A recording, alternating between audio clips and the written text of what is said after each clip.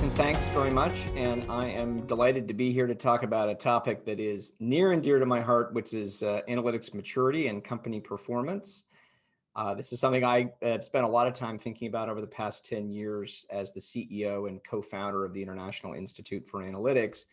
So we're going to walk you through, I think, a pretty packed agenda here in terms of what I would argue are kind of the critical questions that you should be asking as you think about where your firm, where your organization, whether it's a private institution or if it's a nonprofit institution, where your firm sits today with respect to your own goals and where you sit relative to, say, the peer group that you compete against. And, for fun, where do you sit relative to some of what we call the digital natives, those entities that were born with the ability to perform data and analytics as though it was kind of a part of their DNA. So those are the questions that I think we should I'll try to shed some light on today. Quick background on me. Again, I'm the founder and CEO of the International Institute for Analytics. I've had a lot of fun over the past 12 months with something called the Leading Analytics Podcast, which actually I'm going to reference today as well, where I've actually interviewed 24 chief analytics officers, chief data officers, chief data and analytics officers to kind of get a sense for what it is, what are the key attributes of a modern analytics leader. So that should be, I'll reference that a bit. For background, again, you see International Institute for Analytics if you're interested in looking more at kind of what we do and the position we occupy in the industry. 2 I's and the word analytics.com is our URL. But let me get to the critical questions for today that I referenced earlier. And I think they go in this order, which is, why do we think, why should we as a leadership team at our organization even think about our analytics maturity at all?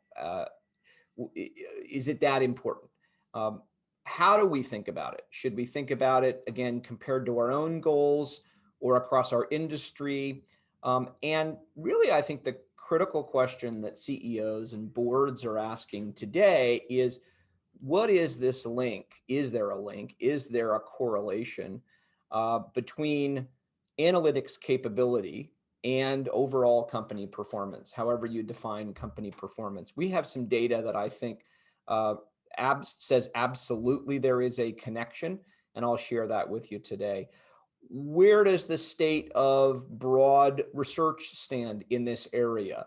And how can I, as a leader, whether I'm a CIO or a CAO or I'm on an analytics team or an IT team, what should I be referencing in terms of the broad literature here as reference points when I need to make the claim with my senior leaders in terms of investing further in data and analytics capabilities? And then I'm going to leave you with what I think are some takeaways and next steps at the end. But I decided just a few minutes ago to actually show you, to jump to the end and really highlight for you initially what I see as the key takeaways. And if I were, taking notes today, what are the 5 points that I would walk away with? I'll come back to these at the end. But the first is that the macro environment, both macroeconomic environment, macro technology environment, means that things are moving very, very quickly across all industries when it comes to analytics capability. And I think our data show really that if you are not thinking about this, if you are not considering what it means to compete on analytics at your firm, you truly now do risk oblivion. You do risk being disrupted by not only your near competitors who are doing it better than you, but a whole crop of other disruptors that I'm going to show you here in a second. The second point is that the bar, the basic sort of table stakes, minimum viable bar, is going up every day. It's going up every day. Know-how, technology capabilities, data engineering, we'll talk about the cloud. So the bar is moving quickly and you need to know where that bar is. I mentioned this earlier. If you were to take away one point here, it is that there is a connection. There is a positive association between those that are competing using data and analytics and company performance. We're continuing to try to drive forward to prove an actual causation. I think that's a halfway to the wall exercise. For now, we say positive association. I mentioned the growing body of academic and market research that is supporting this link. So we're not alone at IIA in driving this connection forward. And ultimately, the final conclusion, number 5 here, is that if you are not thinking about analytics maturity intentionally and actually measuring it, even if it's in an informal fashion, you again, I think, are going to be behind here. So a top technology and business priority increasingly among boards and CEOs is, where do we stand? Where do we stand relative to our own goals and relative to our peer group? So that's the end, sort of starting with the end in mind. Let me tackle this broad question very quickly that often comes from, I would argue, some naysayers out there who might say, is this really that important? Well, I have a hard time thinking about things that are more important right now. So whether you're in retail or you're in healthcare or you're in manufacturing, of course you have your sort of traditional priorities that you think about, but ultimately, I think the sophistication and complexity of the landscape that you have to keep track of. You're not meant to absorb every single company here, but if you find the area of application, whether it's open source or it's machine learning and AI, there are companies looming out there that are looking to eat your lunch in your core business. This is 2 years old. And Matt Turk does the best job out there, we think, today of keeping track of all of the entire data and AI landscape. So I think, staying in touch with that is important. Investment, let's take away 2020 for a quick minute, but investment is only going up in broadly what we'll call data and analytics. If you want to use big data, you can. But the market size here, just in terms of spend on tools and so on, is increasing, and it's increasing at a high rate. Everybody is gearing up for a future here. I mentioned cloud, so this is a macro force that you have to pay attention to. The concept of sort of undeveloped third world economies with respect to a cell phone that revolutionized the idea of phone technologies. That's what the cloud environment is going to do to data and analytics today. So if you just simply take where Amazon itself with its AWS property is moving in terms of its growth, we have data here through 2019. Just simply using that as a proxy, both their top line revenue and their operating income, shows you how many enterprises are transitioning. AWS is obviously one of 4 major players in the cloud environment. But my point, I think, holds whether you're a GCP, a Google Cloud Platform customer, whomever. Every one of these cloud players is out to kind of revolutionize how we do data and analytics today. Our friends at CB Insights then bring in what we call an industry perspective. So I've given you broadly the idea that the technology and AI landscape is moving quickly. Then you have to be worried about the unique competitors that you're seeing, whether you're in higher education or you're in healthcare or finance or transportation. And this is just a sampling in each of these boxes. So you really need to keep track of who is circling around you to nibble at the edges, as Mark Andreessen is famous for saying.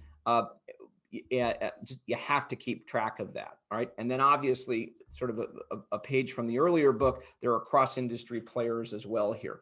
But keeping track then of the startup environment. I mean, again, there's sort of a startup every hour, it seems, in this area of data. And most of them have a focus in a particular industry segment. But you've got to keep track of that. A couple other points that we think are really important. You've probably seen some version of this graph over time that really, I think, supports this disruption point, right? 52% of the S&P 500 companies over the past 15 years have disappeared from that index. Doesn't mean they're out of business. But they have disappeared, right? They have lost competition. Why? Well, we think part of the story is that others are improving and competing on data and analytics, and those that are not there are not.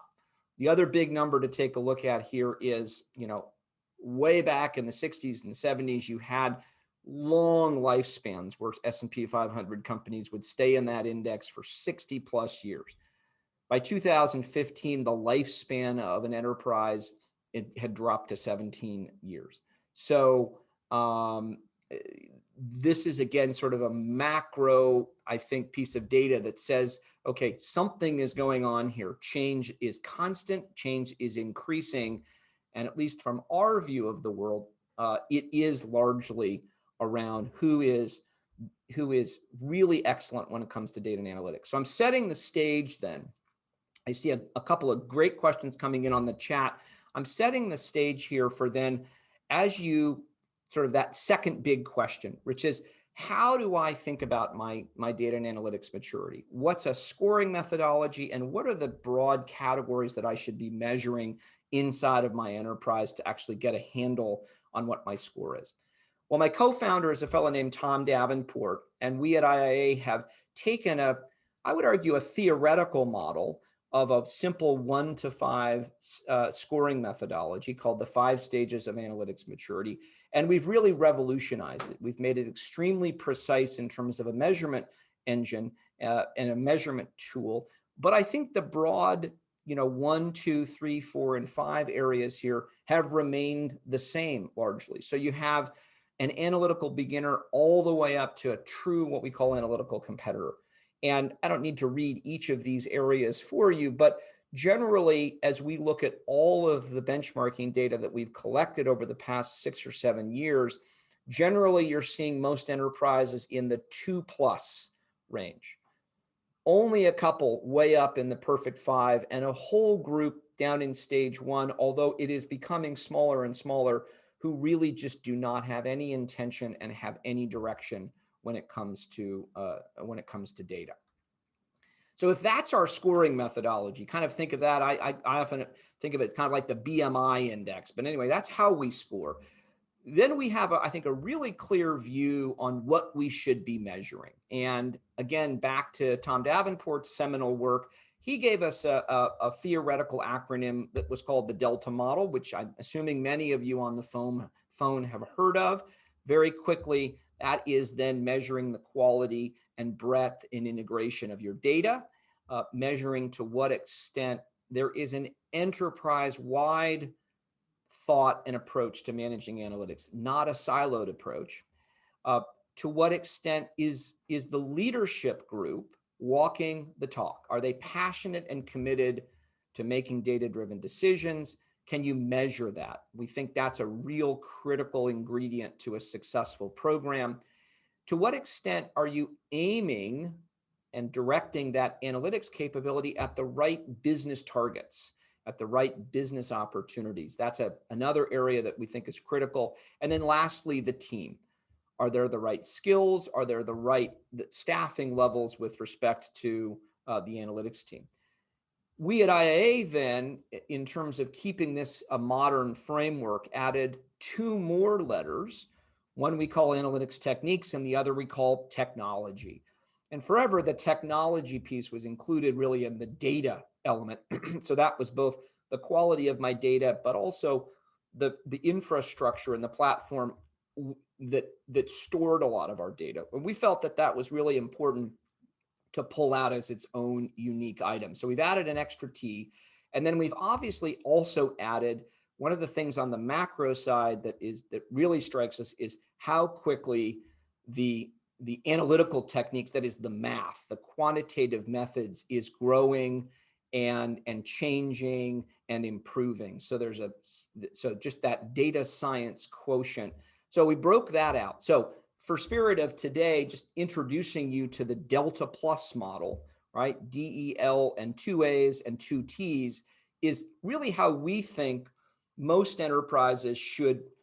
These are the elements that they should look at. Okay, so if you took nothing away from this, 5 stages of analytics and the Delta framework, the Delta Plus framework, I think would be good to study and sort of think about, okay, would those be good for us? As we embarked on the idea of benchmarking the world, I mentioned earlier that our sense was, our estimate today, and we know this isn't a great analytical practice, but our intuition says that broadly around the world, the population of enterprises with respect to scores is this kind of bell curve. So you have this long tail on the right side where you have very few enterprises that are really world-class, that is 4 to 5 and 5 to 6. You have a whole lot that are in the low 2s, high 1s. And those that are on the right side, my sense is, that part of the bell curve eventually disappears. So based on all of the assessment work we've done, which again is not anywhere close to the world population, but if we take two approaches, in fact, for the most part, using two approaches that I won't go into here, but I can send more information on, generally we're about right with respect to those enterprises that we actually assess ourselves. So that's just something we do day to day. We actually will assess enterprises every year.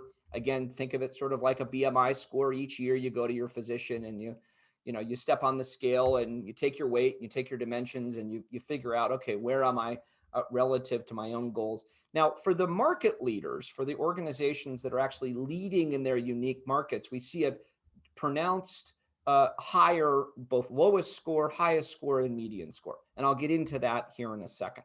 But this kind of gives you a sense for the population. A quick sample of the kinds of companies that we're out actually benchmarking, right? This isn't all of our population, but these are the kind of big brand market leader companies that we're out benchmarking. These are the specific industries this is how we think about the different industry segments. And so here at IIA, we would have a median score for all of these industry segments. So if you're in a particular industry and you're saying, I wonder what the median, here I am in CPG or in an airline, that's a kind of information we would have. So the payoff, which is, all right, let's then present where each of these industry segments is on my, now I'm going to caveat, this is a 1 to 5.99. Let's call it a 1 to 6 scale. So as you would imagine, the digital natives that I mentioned earlier, Amazon, Netflix, LinkedIn, even Microsoft to some extent, those kinds of organizations are the highest group in terms of scoring. But what's also notable is that digital native segment on the top is not a perfect 6, a perfect 5.99, and I'll come back to that in a second. Then the next cluster is, broadly speaking, these are highly competitive industries: financial services, general retail, consumer brands. These are organizations that have been largely doing analytics when it comes to customer and marketing data, and so they're pretty good at it. Then you have this big block here in the middle, which presumably there are many organizations on the phone who might find themselves in this big block here. You can probably find some logic that would support why utilities and telecom would be kind of lower down. And then finally, unfortunately, if you're from the healthcare space, you are largely at the bottom of our maturity curve segment here. Whether you're in health insurance or you're a provider organization, largely we've got specialty retail in there, but largely healthcare is at the bottom. We often position that as there's a lot of running room. There's a lot of running room to go, but generally on the vertical axis, this is sort of our ranking. So if you keep that in mind, I'm going to add one more piece of data, so you still see for you to think about, which we, again, if our goal here is to sort of talk about how you think about maturity. I think the amplitude, that is the length of these orange vertical bars, is as important as the median, which is the blue dot. So it's very tightly clustered in a couple of industries like financial services. So pretty tight competition. If you haven't been investing in this area, then you're probably not competitive. And then as you move to the left, you see higher amplitudes. So let me share one concept with you. that I think you could take away from this graph. As you might imagine, the number one highest, most mature data and or enterprise from a data and analytics perspective is Amazon. So Amazon, if I were to put their logo in the upper right corner, they would be at the very top. And thematically, what we're seeing out in the macro environment is the further you are from Amazon, the more open and exposed you are to being disrupted because of your data and analytics capabilities. And so let's take for a minute just the grocery space. Amazon, a few years back, made a pretty interesting move on Whole Foods. They felt they could use, we believe, their data and analytics capability to revolutionize that company in that industry. Although they've backed off recently, we think healthcare is very exposed to this kind of disruption. It's inevitable. So the further you are to the left from this digital native segment, the worse the news is and the more exposed you are. So Jason, I'm seeing a couple of good questions come in here, which are just, they're great, but many of them are very specific. Why is this happening to healthcare? What do you think about manufacturing? Are there regional differences? The answer is absolutely there are regional differences, and a couple of other good questions, which I'm gonna come back to here in the end. So just to recap where we are, we've kind of, we've asked and answered, I think, the question, is this important? Well, if your leadership team isn't talking about this, then they should be. Number one, is it important? Absolutely. Two, very quickly, how should we think about measurement, right? Delta Plus framework, 1 to 5 scoring model works pretty well for the enterprises that we work with, but could you do something more informal? Absolutely.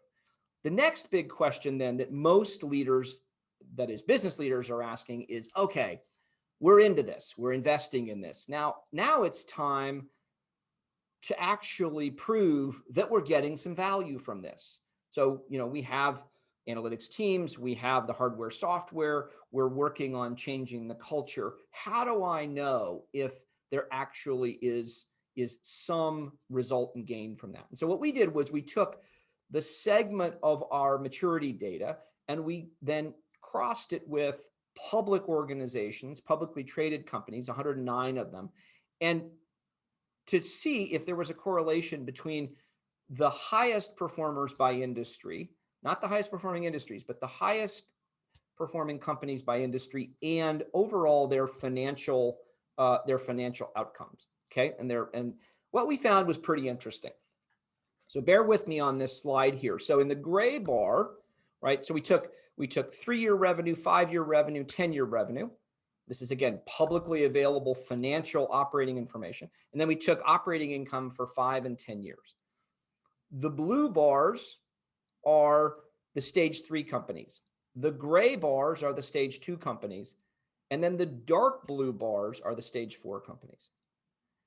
And so what you see here is that the return on investment, if you will, that correlation between investing and performance is not linear.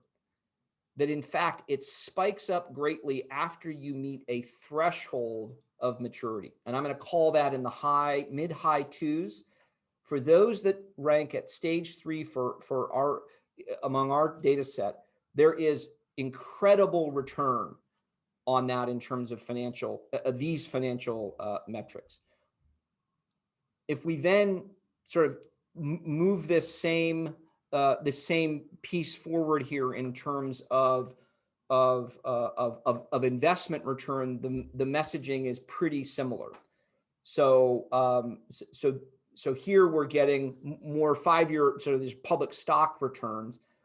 The visual is actually even more interesting. And what you see here then is for the stage 2 companies, it actually takes some time from an investment perspective. There is a negative investment before there's positive. Now, we can talk about whether that is actually specific to data and analytics or other forces, but we can come back to that.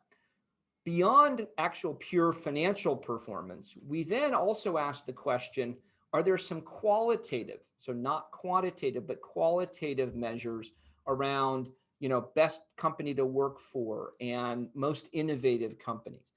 And what we found was that those organizations that found their way to some of these best of lists, whether it's most admired companies, most innovative companies, best brands, that there was a pretty noticeable difference between those organizations that were on the list with respect to their analytics maturity score and those companies that were not on the list.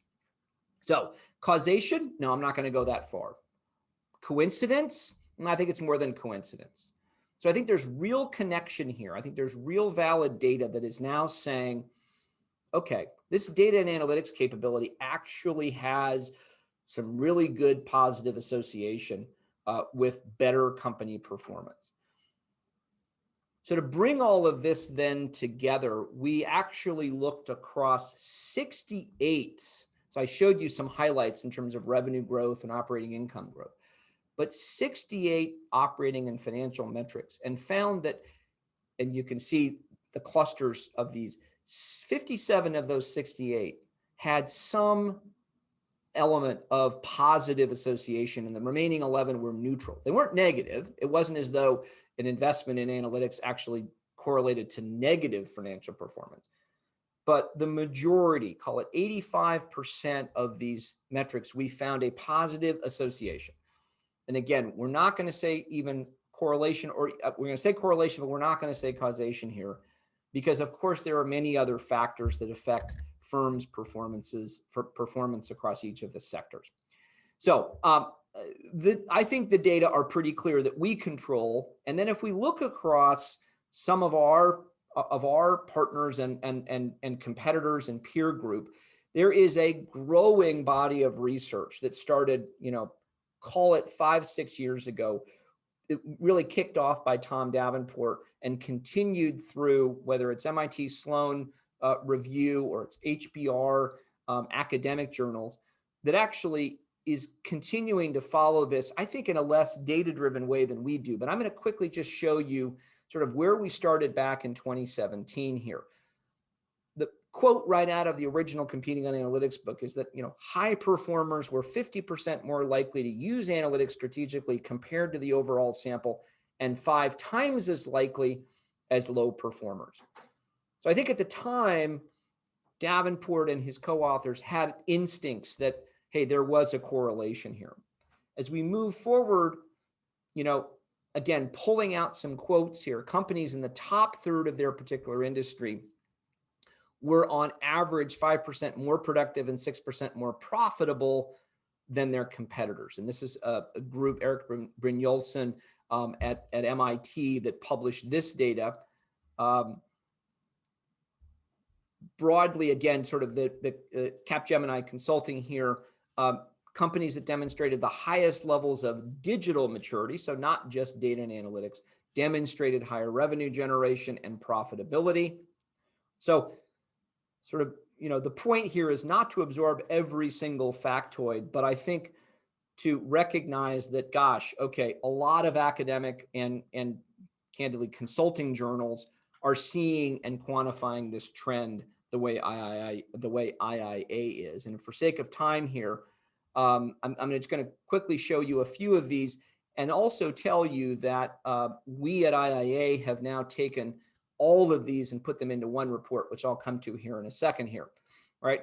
But broadly, in terms of sort of industry growth, on average, productivity 4 points higher, 6.7% productivity gains in IT intensive industries, and just under 6 in competitive industries. I'm going to go through this fairly quickly, try to address some of the questions that have come in.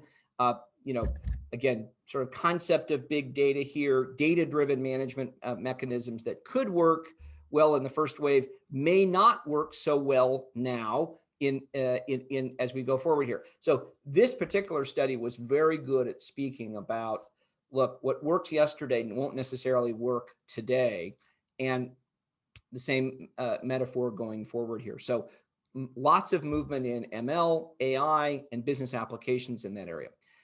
The simple, what was fascinating for us is we actually went out and looked at the number of written, both primary papers and secondary papers in this area, in this top graph on the left, kind of gives you a sense for that growth rate. So lots of attention being paid, whether it's in, whether it's in the world of customer analytics, sports analytics, supply chain optimization, marketing analytics, lots of attention being paid here. So broadly, if we were to bring all of those quotes together on a single pane of glass, and as Jason said, we will make this available to everybody, this is pretty good external research content, if you will, external objective content that you could show management,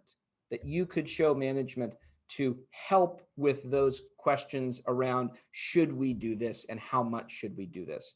And I mentioned the research report that we just posted for our research clients about call it 2 weeks ago, which essentially brings all of these reports into one pane of glass for you, which really tries to quantify this impact of analytics on company performance, summarizing not our research, but everybody else's research, because we think that's an important piece here. Okay, so I've gone through, I think, the big questions. I'm going to come back to these key takeaways, and if you're still awake out there, I think what you've now, I hope, perceived is, okay, yep, you've told me that macro trends, I got to pay attention to them. And if we're not moving, and if we're not moving with some alacrity here, we're going to be left behind. Got to move quickly here. Got to move quickly. The table stakes, the concept, whether it's technology acumen, data engineering, data science acumen, the bar is moving quickly. I hope I've proven to you, and there's a lot of data that you could lean on, that if you need to make the case for an investment here compared to other investments that your executive team may be making. If you're an oil and gas, more holes in the ground. If you're a consumer retailer, more stores opening, more salespeople, more of this. I think there's now a body of data that says, well, let's look at the return on a new store versus actually the kind of return we might get if we really upped our game when it comes to data-driven decisioning. Growing body of academic and market research to support this. And then the last piece I think that's important, and I'm going to talk to you, leave you here, is you need to be intentional about thinking about this and measuring it. Because if you're not, unless you set a sort of a benchmark and a set of goals, it's kind of hard. Exogenous events are now a regular, are increasing, and they're regular. Obviously, all of us have just now lived through one of those exogenous events in 2020, and they absolutely will continue. This spelled, for the 24 CAOs that I've interviewed over the past 12 months, this spelled huge opportunity. And that may sound, a little unethical, but these analytics teams and these data teams that I interviewed were on the front lines. Immediately when all the models we used to use, all the assumptions we used to use were out the window, it was the data and analytics teams front and center saying, here are our new set of assumptions. So change will continue to be constant. And as I've mentioned, there is more and more spending coming. There is more and more focus on this world. So from a professional perspective, it's a pretty interesting place to be right now. Salaries are through the roof. From an investment perspective, as a leader, pretty good place to be as well. So leave you with one thought here. So if you are a stage 2, and we get this question constantly, Jack, we're a sort of a low mid-level performer, and tell us, what are those stage 2 companies doing? What are they focusing on to get up to the next stage? Okay. So let me see if I can summarize it in 6 points. 1, executive support, executive leadership. It sounds like a cliche. It sounds like, oh, of course, it's hard. And any CEO, board member, or C-level executive who is not thinking about this area shouldn't be in that job, to be honest. So you have to have high level executive support outside of the analytics organization driving attention here. Okay. There is a big difference between what we often call reporting and BI and truly advanced analytics. And you cannot get to truly advanced analytics without going through some early stages and some early phases, right? You can't just skip steps. We have a lot to say about that, which I could happy to talk to anybody who's interested in that after this, if you'd like, right? The idea of data quality and data governance is a foundational element. It's easy to try to go straight to AI and machine learning, but it's sort of the old, bad in, bad out. If you have bad and low quality data and it's not governed well, you're going to have problems. The demand side of this equation, that is the business stakeholders, are really an important part. It's a marriage between supply of analytics capabilities and consumption by business stakeholders, or the demand side, right? And so much of what real advanced analytics leaders spend their time on today is not the technology. It's not the supply side. It's actually working with the business stakeholder side to create consistency in how they consume it, right? The other element in terms of consistency then does come on the supply side. We can talk about that, but the final piece in terms of velocity of change is really what I want to stress here, right? Really what I want to stress, that we are in an environment, and it was only enhanced by COVID, where things are moving so fast that you really have to think, okay, the decision I'm making today, what's the shelf life of that decision? Whether it's a piece of technology, whether it's a person, whatever it might be, okay? And then if you sort of, get to the promised land, which is really this stage 4, I'm not even going to talk about stage 5. You get into really a new world that we're increasingly seeing emerge here, which has to do with cloud. It has to do with dynamic IT architectures. It has a lot to do with data engineering and data quality and data mastery, but data engineering as opposed to data science. Those are important things. You get a lot of the modern leaders now who are combining innovation and traditional development. So in other words, there are two parts to the apple here.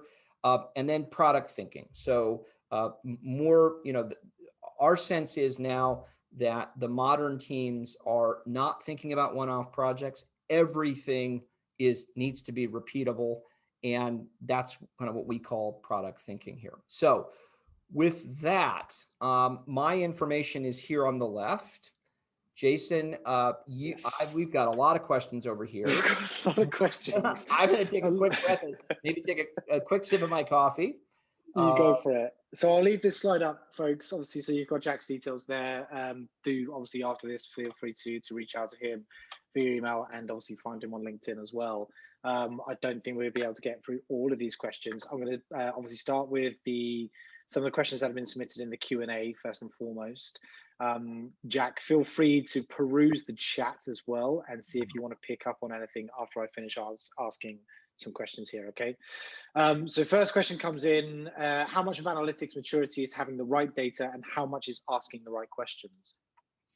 Yeah, well, I think that perfectly summarizes my supply and demand metaphor, right? So having the right data is, to me, on the supply side. And it's important. And I mean, I've said it's critical, but unless you are training the consumption side or the demand side of this information economy to help ask the right questions, all of the work on the supply side might be for naught.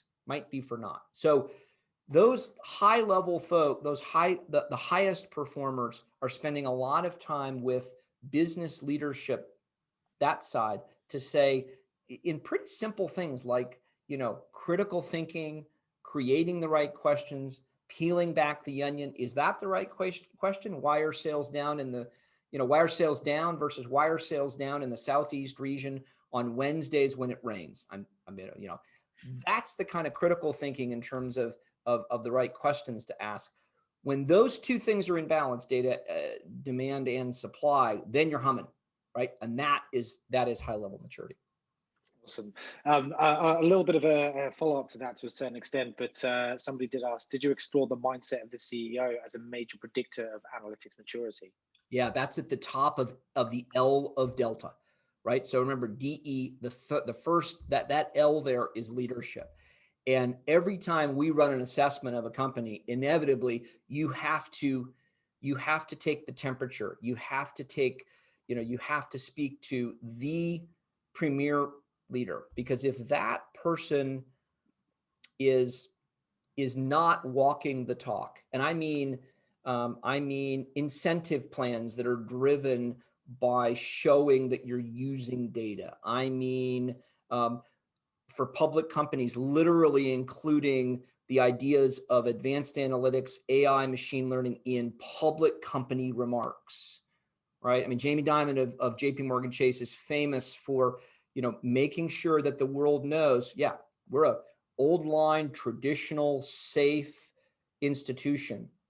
But, if you look at his analyst comments, he is interjecting the innovation around data and analytics that they're driving forward. Fantastic, thank you. Do you use different platforms or tools for analytics maturity and company performance as a gauge? So let's see, maybe I want to make sure I understand that question. Read it again for me.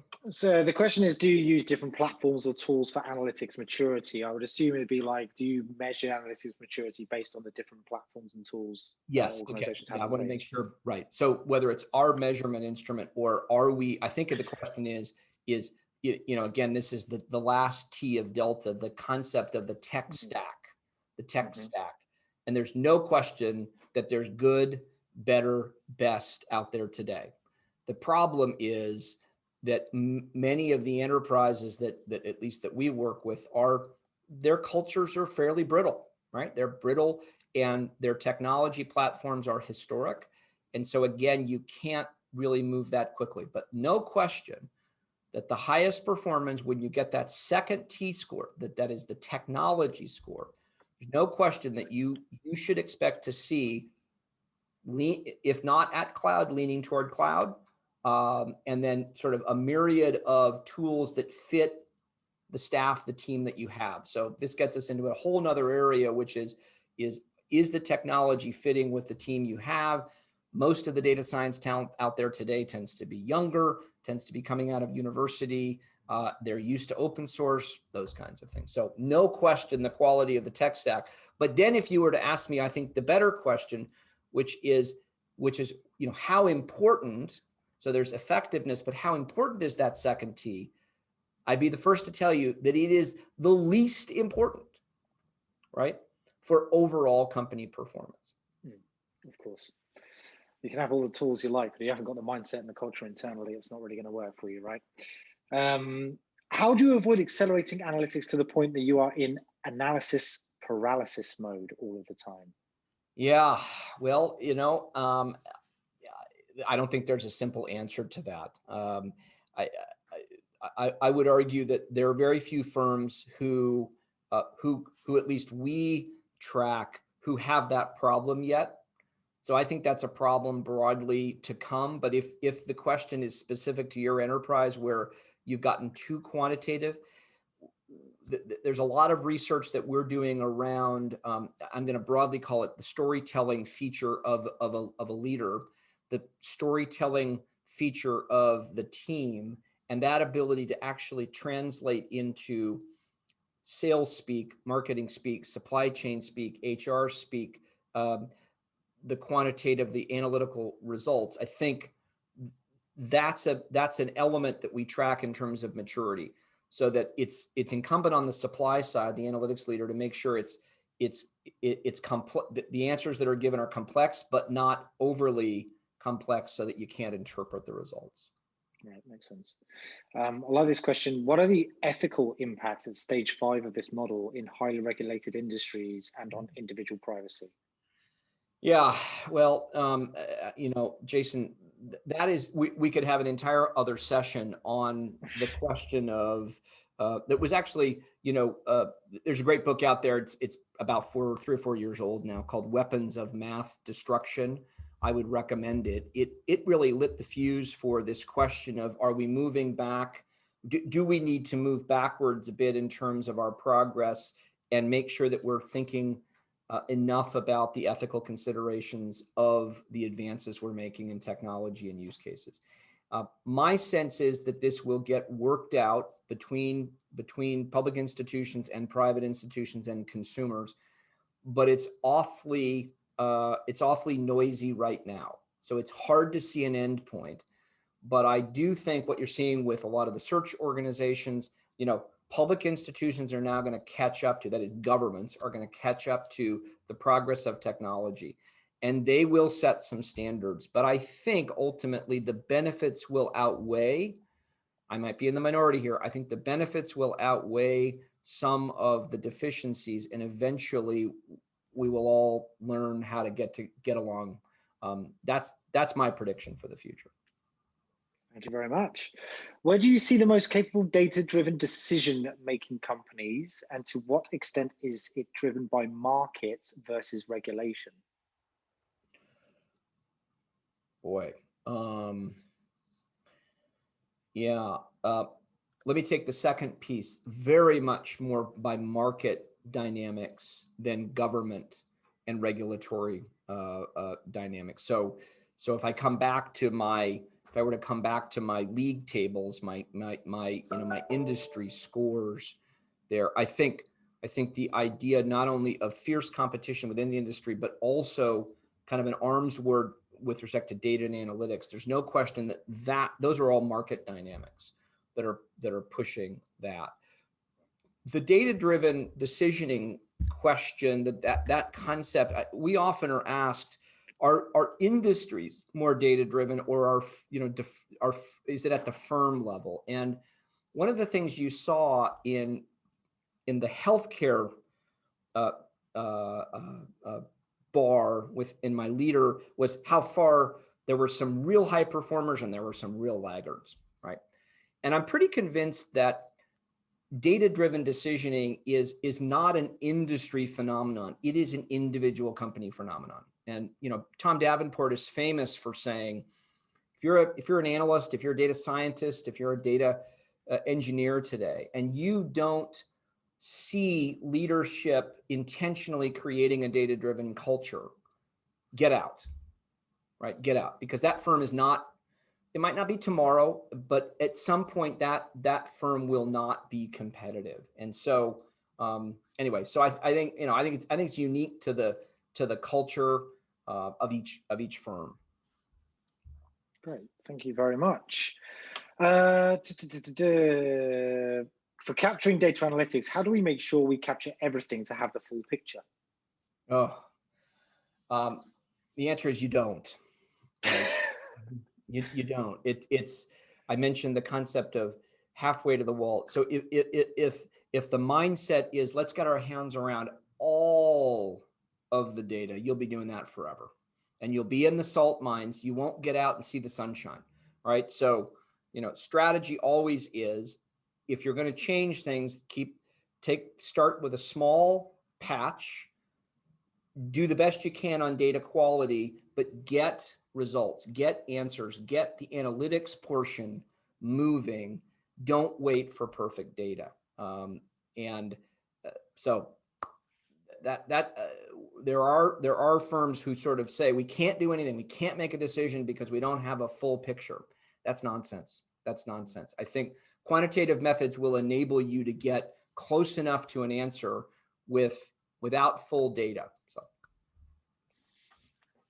Great stuff, thank you. There's two questions here, kind of when you covered into the healthcare area and the low scores you saw there. Two questions fairly similar. Is the low scores in healthcare industry due to the fear of data, like patient data, personal information, HIPAA, etc.? And the other one, similarly, can you please expand a little more on why healthcare is lagging in this area? Is it from a financial or a tech adaptation perspective or something else? Yeah. So let me answer the second question first. The common question we get if you saw those league charts is, why is health insurance so far down? So I'm going to differentiate between providers and payers. Health insurance, it's amazing. They are world-class when it comes to actuarial science, as are all insurance companies.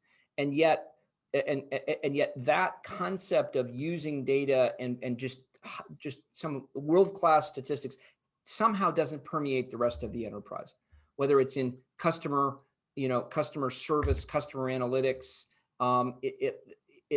They fail to make on the E score, the enterprise level score. On the provider side, I think we will see when we do our 2021 and 2022 data, I think you're going to see the provider space come out of the basement because there's a lot of attention. But Jason, you said, I think you hit the primary answer here.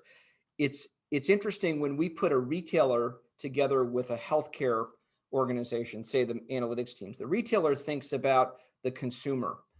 And, you know, they don't think as much about the actual heartbeat of that consumer.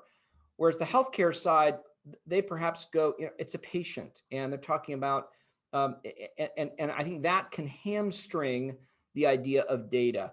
Now, if we could find sort of a mirror, sort of a cross of the two, we find that healthcare can learn a lot from population health, from what they do over in retail. But also retail could learn a lot from healthcare in terms of just really understanding their customers a bit better. So my answer to the question on the provider side is that there is still a culture that says intuition trumps data. Now, young physicians, we are seeing increasingly are demanding a blend of the two.